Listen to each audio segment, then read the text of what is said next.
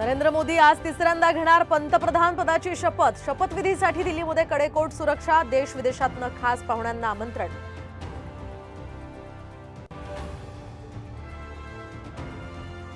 मोदी सरकारच्या तिसऱ्या टर्ममध्ये 30 मंत्री घेणार शपथ, तर मंत्रिपदासाठी आज सकाळी फोन जाणार।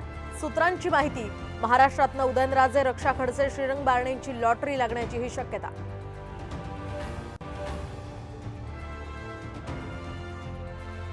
शपथविधीपूर्वी दिल्लीमध्ये भाजपची मॅरेथॉन बैठक, अमित शहांच्या नेतृत्वाखाली खातेवाटपावर खल।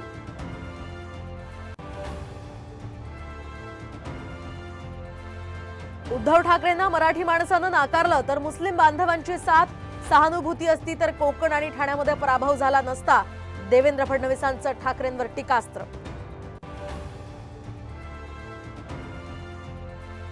सगळे सोयऱ्यांची अंमलबजावणी न केल्यास विधानसभेला 288 उमेदवार उभे करणार, जरांगेंचा इशारा, तर नाव घेऊन उमेदवारांना पाडणार, प्रतिस्पर्ध्यांना आव्हान।